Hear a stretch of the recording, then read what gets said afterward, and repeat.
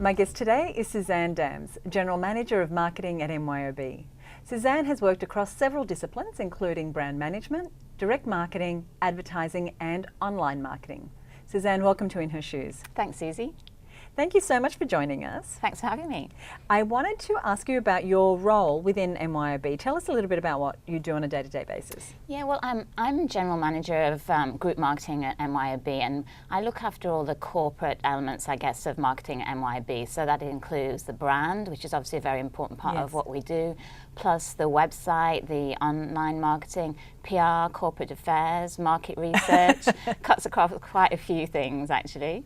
And we also have essentially an in-house agency, so we do creative work in-house, and so that falls under my team as well. Wow, that's a very broad job description. It is quite a broad portfolio, yes. How have you seen marketing change over the years?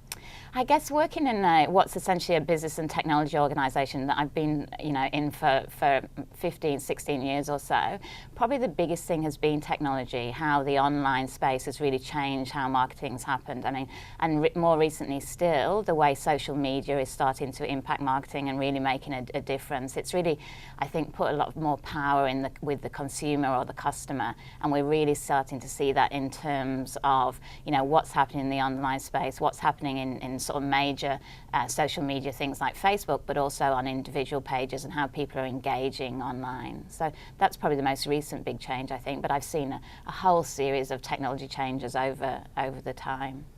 You sell technology. Over 1 million businesses use the MYOB product to manage their accounts.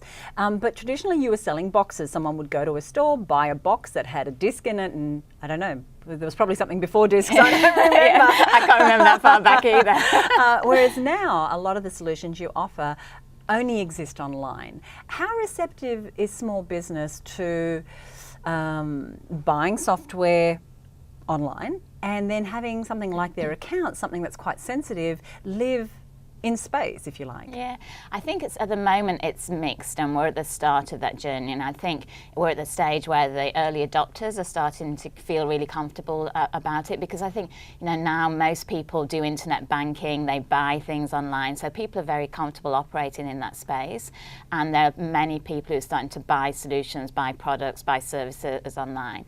But I don't think it's really hit the mass of small businesses yet, but certainly we can see more and more people are willing to do that. We see the trends of people coming to the website to buy, really increasing week on week, month on month. So I think it's getting to the stage where we'll really see that ramp up over the next, 1, 2, 3 years. And I guess other organisations support that in that we buy our music online.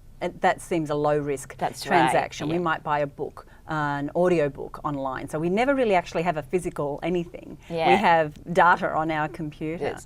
So it's just a general, people getting used to it. People, as you say, just more and more comfortable about doing things online. I think back probably 3 years ago, I was comfortable putting my credit card, in a website or online. But I think now people just take it for granted. It's just what you do, and I think people feel more and more happy about security too. I mean, the way organisations set up, they have to make sure things are secure, and it's one of those elements where brand really comes into play, because people look for a trusted and credible brand when they're looking for online solutions, because you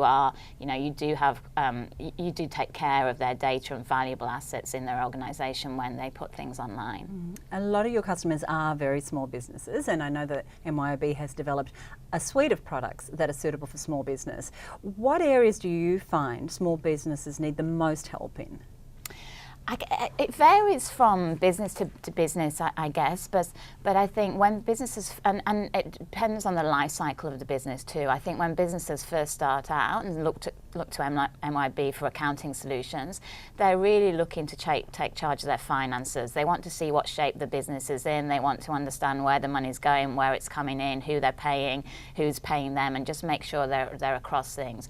As the business probably gets more sophisticated, they want to look at, projecting forward and understanding cash flows. Cash flow is a big thing for most businesses, but then starting to get sort of really look into the management side of the things, potentially working with their accountant or bookkeeper to see, how they can maximize the profits in their business and really understand where the business is at day by day. And then I think over time, it depends on the business. You know, more and more businesses now looking to get online with websites so they can start to sell things online, so they can be found online. And that's becoming a big area where we're seeing a lot of interest in. The small business market itself, knowing that they're your customers, as an organisation, what do you need to keep in mind about that audience as you're developing products and services?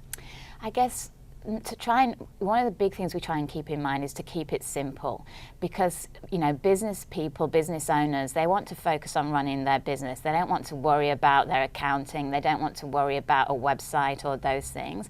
They want someone else for the most part to take care of that. So we try and provide solutions that take care of that back end stuff, as it were, and try and keep it as simple as possible so it is easy for the business owners. So the business owners can focus on what they need to do, which is running their business, serving their clients, delivering to their customers, and we can kind of really simplify and make it easy for them in terms of their accounts and websites and customers and more.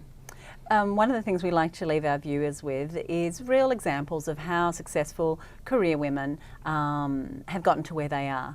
What would you say some of the strategies or principles are that have held up for you over time in your career? I guess a few really. Listening to people, I think, is just a really important part of things. I think it's really important as a marketer in the sense that you need to listen to your markets and your customers, but it's also really important as a manager because you have to listen to people, listen to your colleagues, listen to the people you work with every day, and I think you just get an enormous amount out of that. So that's definitely one.